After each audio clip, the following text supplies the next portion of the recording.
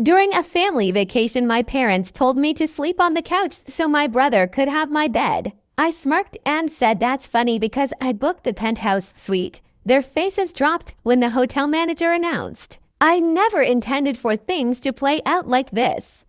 Honestly, I didn't go into this family vacation looking for revenge or some grand moment of karma. But sometimes life hands you the perfect opportunity to flip the script. And this time, I took it. So let me set the stage. My family and I have a long history of favoritism. Specifically, my parents have always catered to my brother like he was the crown prince of our household, while I was more like the forgotten extra. Growing up, it was always about his needs, his comfort, his preferences. I was just expected to go along with whatever they decided. My brother got the bigger room at home. He got the new gadgets while I got his hand-me-downs. If there was a choice between what I wanted and what he wanted, well, let's just say I learned it early on that my preferences were nothing more than an afterthought. And somehow, despite being adults now, nothing had changed. A little about me. I worked hard to get where I am today.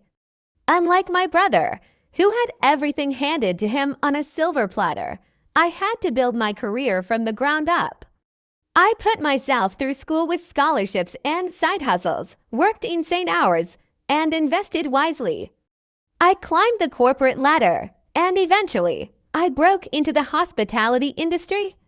A few smart moves, a few risks that paid off, and before I knew it, I owned multiple properties, including this hotel. My parents never paid much attention to what I did.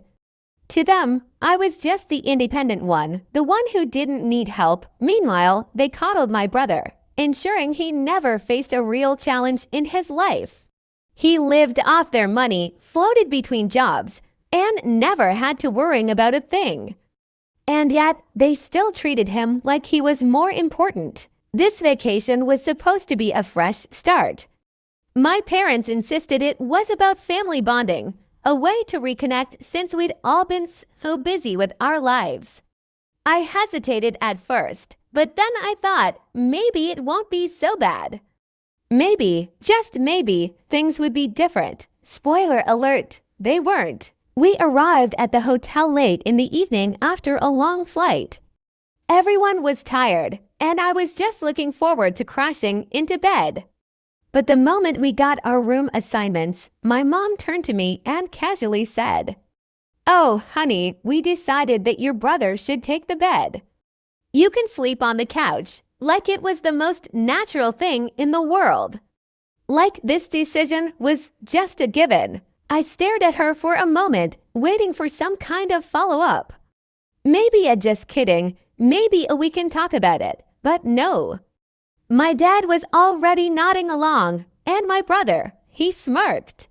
He didn't even wait for my response before tossing his bag onto my bed like it was already his.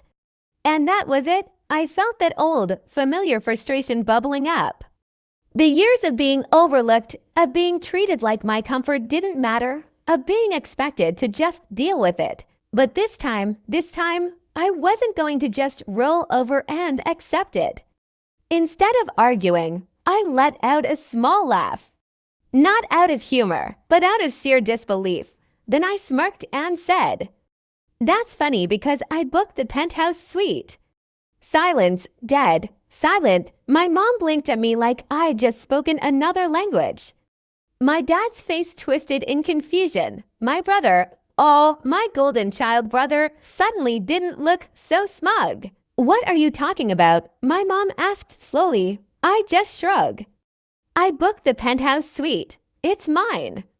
I won't be needing the couch." It was in that moment that the hotel manager appeared, as if on cue. He walked up to our little group and, with a professional yet warm smile, said, "Ms. Medicine, your suite is ready. We've prepared everything to your specifications." Then he handed me the keycard with both hands, a gesture of utmost respect. And that was when it happened, the moment their faces dropped. My mom looked absolutely floored. My dad, he was staring between me and the manager like he was trying to process how the child he spent years overlooking had just pulled this off. My brother, oh, if looks could kill. I didn't wait for them to say anything else. I just took my bag, turned on my heel, and walked away, leaving them standing there in stunned silence. Let me backtrack a little. You might be wondering how I managed to book the penthouse suite in the first place. Well, here's the thing. I own the hotel. Yep, that's right. A few years ago, I made some solid investments. One of them happened to be a chain of luxury hotels, and this location. It was one of mine. I never told my family because, well, they never asked.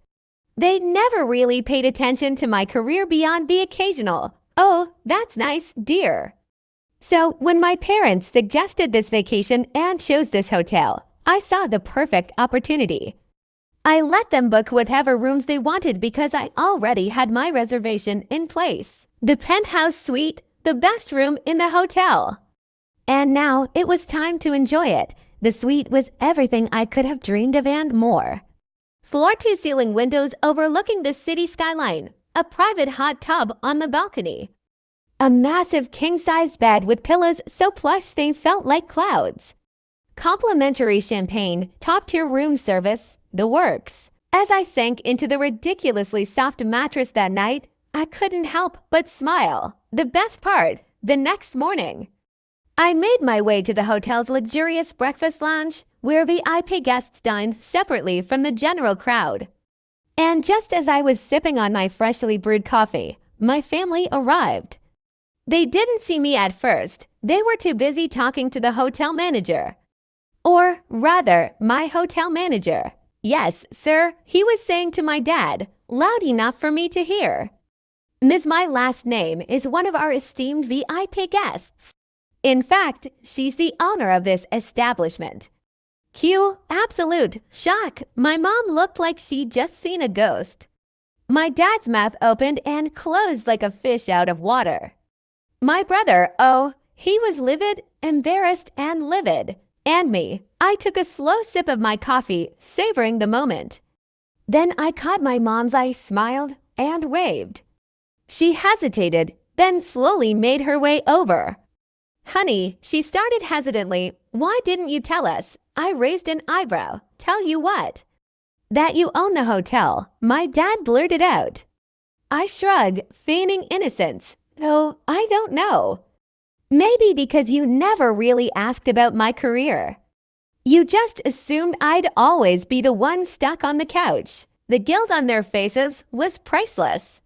My mom fumbled for words. My dad cleared his throat awkwardly, and my brother, well, he just stormed off, too humiliated to say anything. I finished my breakfast, paid for my parents' meal because I'm gracious like that, and enjoyed the rest of my stay in pure, uninterrupted luxury. Funny how quickly the tables turn when you stop letting people walk all over you. And that, my friends, is how I went from being the forgotten child to the owner of the hotel they tried to kick me down in. Revenge never tasted so sweet.